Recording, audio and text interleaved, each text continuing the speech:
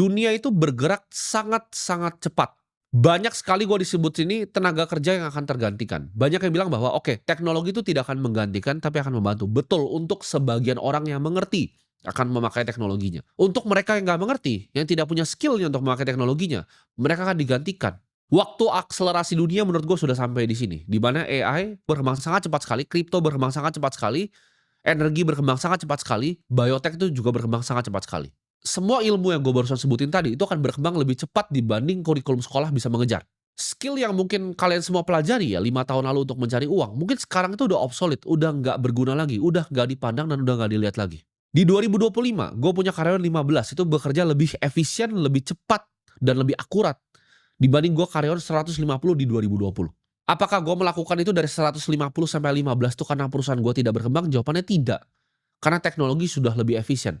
Sudah tidak dibutuhkan lagi orang sebanyak itu. Tapi pekerjaan 15 ini itu kayak pekerjaan 1.000 orang sekarang. Jadi gue nggak perlu scaling dari 150 ke 300, 500. Perusahaan yang besar dan banyak karyawan itu udah nggak matters lagi. Karena perusahaan billion dollar seperti Telegram aja karyawan cuma 30. Ya. Telegram tuh entire karyawan cuma 30 sekarang. Jadi udah nggak tally lagi. Orang zaman dulu bilang, oke, kalau mau perusahaan besar tuh harus punya karyawan yang banyak. Jawabannya tidak. Nah, ke depannya pengusaha-pengusaha yang di depan ya, pengusaha-pengusaha yang besar akan sadar hal yang gue sadari. Bahwa 15 tuh bisa kerjain 150. Jadi kalau punya 1.500 bisa dikerjakan dengan 150. Bahkan ke depannya 1.500 bisa dikerjakan dengan 15. Perusahaan akan berubah. Dia nggak akan jadi jaringan karyawan besar tapi special force. Tapi gimana Bang kalau pabrik? Itu semua akan digantikan oleh humanoid robot. Jadi yang bekerja clerical tuh bakal digantikan semuanya. Semuanya akan digantikan. Dan dalam 4 sampai 5 tahun ini bakal susah untuk mencari kerja. Ketika banyak pengusaha yang sudah melek seperti gua. Dunia internet ini memberikan kesempatan untuk kalian semua di sini yang ibaratnya mau belajar ya, punya willingness to learn, pengen belajar, pengen tahu hal baru. Untuk mereka yang skeptis, mereka yang sok pintar, gua say sorry di sini kalian akan ditinggalkan oleh dunia. Teknologi memang ada di sini untuk membantu manusia, tapi di saat ada revolusi teknologi yang besar, ya, ketika mesin jahit ditemukan, banyak orang yang akhirnya nggak punya pekerjaan harus beralih ke skill yang lain.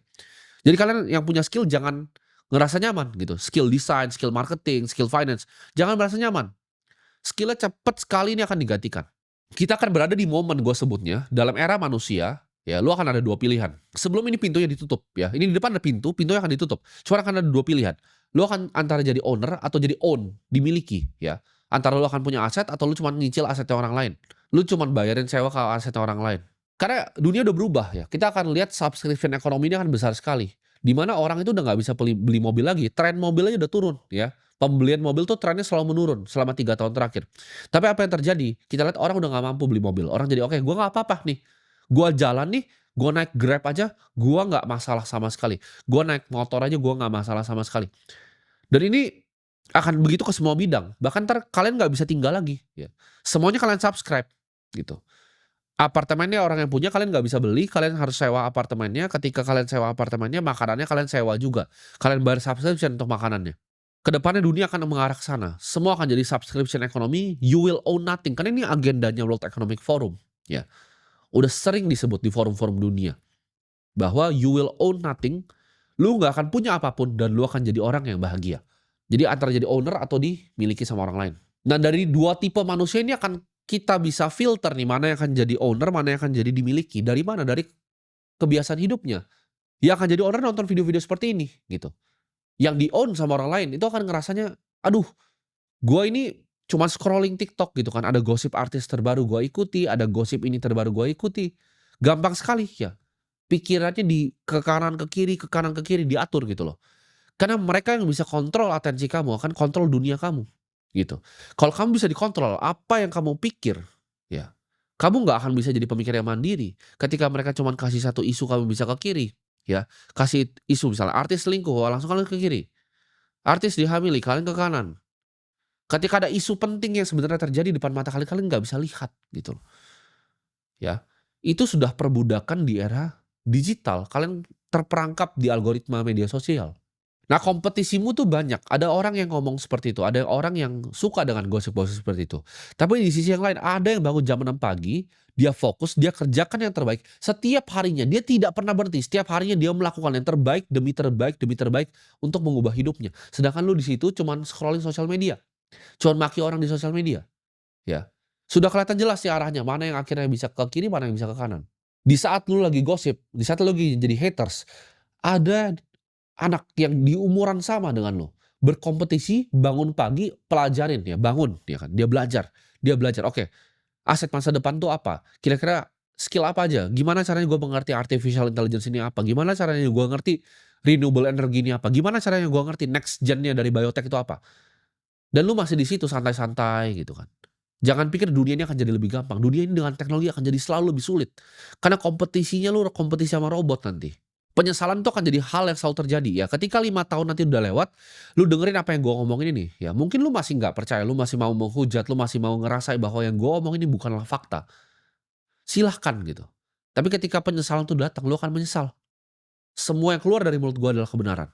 Gue pun sama, ya gue liat kompetisinya sama. Ketika gue liat gen-gen alpha yang jauh di bawah, yang masih mungkin umurnya belasan, tapi cara pikirnya sudah jauh sekali dibanding gue di umurnya itu. Gue ngerasa gue akan kalah ya. Dan gue pasti akan kalah ya. Generasi atas tuh pasti kalah sama generasi bawah. Kenapa? Karena adopsi mereka ke teknologi itu lebih cepat. Mereka menyaring informasi lebih cepat dibanding gue menyaring informasi di internet dial up yang zaman gue dulu. Mereka tinggal tanya AI sekarang. Jadi otak mereka akan ke-develop jauh lebih cepat dibanding gua. Ketika gua lihat generasi-generasi yang di bawah gua, antara gua udah bikin sekarang nih aset-aset gua, atau gua akan kalah dengan mereka, gua akan kalah dengan kompetisi. Lu akan lihat nanti anak-anak muda yang jauh lebih hebat dari kalian semua. Lu akan nyesel, lu akan lihat kerajaan yang bisa lu bangun seharusnya, kehidupan yang lu bisa dapat ya, orang tua yang lu harusnya bisa bahagiakan, malah ada anak muda yang bisa lebih bahagia orang tuanya dibanding lu. Di saat penyesalan tuh datang, lu tidak bisa loh putar balik waktu. Karena waktu itu akan cuma berjalan satu arah. Waktu tuh nggak pernah bisa balik lagi. Yang lemah tuh nggak akan punya tempat dan nggak punya kesempatan lagi, ketika pintunya sudah ditutup. Ini gue kasih lu saran ya, kalau lu mau ubah hidup lu sekarang, lu coba stick ke satu hal ya. Satu hal dan satu hal aja. Yang lu mau improve skill lu di situ, taruh 1 tahun hidup lu, setiap hari yang lu pikirin gimana caranya lu jadi 1% lebih baik di hal itu, di skill itu. Contoh lu adalah misalnya orang accounting, gimana caranya lu jadi yang lebih pintar di sana, ya. Contoh lagi lu adalah video editor, gimana caranya satu video yang gue bikin ini editannya lebih bagus dibanding video sebelumnya. Simple aja, improvement, improvement, improvement. Kenapa? Karena lu butuh separasi diri lu dengan yang lain dalam waktu 5 tahun ini. Kalau nggak berhasil lu separasi, lu nggak akan jadi bedanya dengan all the masses yang lain. Jangan lihat kanan, jangan lihat kiri, fokus ke satu hal, jadilah yang terbaik, jadilah kelas dunia di bidang itu. 2025 sampai 2027 ini akan jadi 2 tahun paling penting, percaya gue, ini akan jadi 2 tahun paling penting di hidup lu. Semakin banyak stres yang lu bisa terima, semakin sukses juga lu akan jadi suatu orang.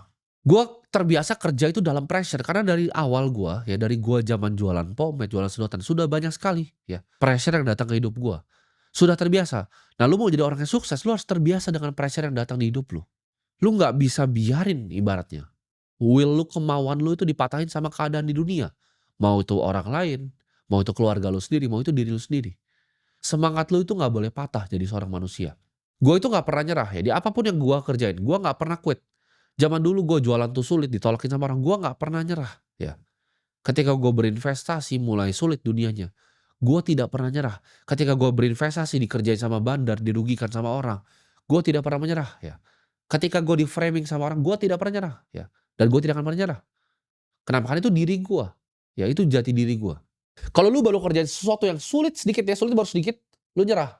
Dunia ini akan cap lu sebagai pecundang. Dan diri lu bahkan akan cap diri lu sendiri sebagai pecundang.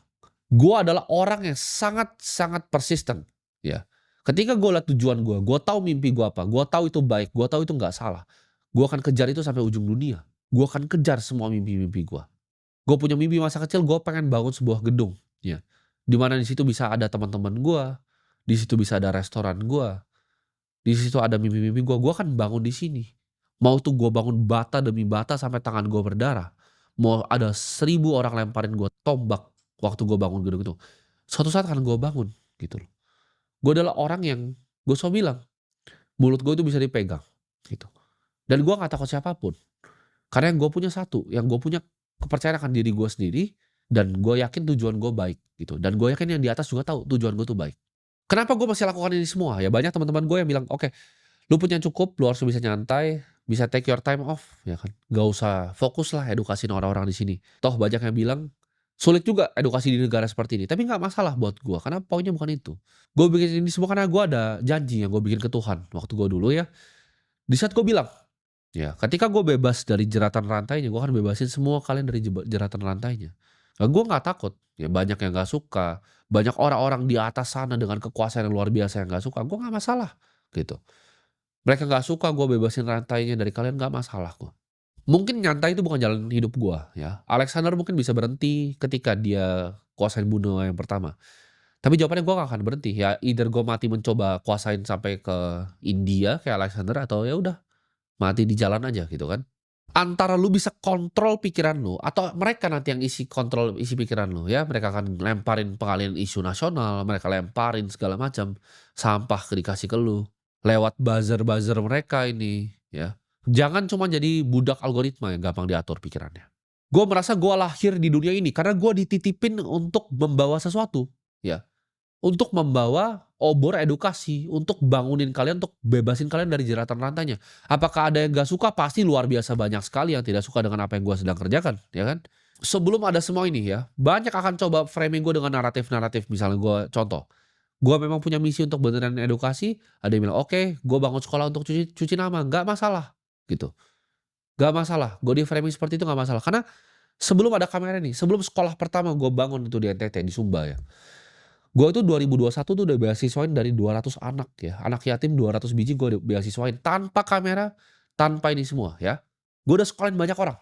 Gue pengen mereka yang gak punya kesempatan tuh punya kesempatan. Gue pengen kalian semua yang di balik layar di sini gak pernah dapat edukasi di sini bisa dapat kesempatan untuk gue mengedukasi kalian di sini. Karena nggak bisa kalian datang ke sini sesuatu, ya. Mungkin nanti kalau gue udah punya gedung ya, gue kumpulin kalian di auditorium gue yang besar itu gratis datang aja. Cuman selama gue nggak bisa, belum bisa melakukan itu, ini kanal terbaik yang gue bisa lakukan gitu loh. Dengan lihat tatap muka seperti kalian ini sini. Gue bilang, lu nggak akan pernah bisa stop gue, lu nggak akan pernah bisa cancel gue. Kenapa? Karena yang gue keluarkan adalah sebuah ide, ya. Seorang manusia mortal tuh selalu bisa mati, tapi ide itu nggak akan pernah bisa mati. Dari kalian yang tidak tanamin bibit kalian sekarang, lu akan menerima ganjaran di masa depan. Lu yang nggak mau dengerin omongan gue untuk kerja keras sekarang, lu akan menerima nanti 2030 ganjarannya seperti apa. Untuk gue ini bukanlah sekedar game yang gue cuma main 1-2 tahun ya. Ini adalah berkat yang dititipkan ke gue ya. Ini adalah titipan. Semua yang gue dapatkan di dunia ini adalah titipan yang dititipkan ke gue. Dan ini akan gue manfaatkan sebaik-baiknya gitu. Arah dunia ini cuma dua ya. Antara lu punya tahta yang akhirnya lu bisa jadi berkat untuk banyak orang, atau lu jadi budak di rantai di sistem. Itu nggak ada tengahnya ya. Karena ketika lu dikasih waktu, lu dikasih kesempatan ya, juga lu dikasih waktu untuk belajar nih ada 2 tahun nih untuk fokus untuk kembangin diri lu, lu pilih untuk enggak gitu. Lu pilih jadi diri lu yang sama, jadi ketika nanti harinya datang jangan cari video gua lagi. Lu cukup mengaca sama diri lu, lu bilang ke diri lu, "Ini saya yang tidak mau berubah," gitu. Jadi inget ya, waktu lu semua itu tinggal sebentar lagi ya, dan peperangannya baru saja dimulai.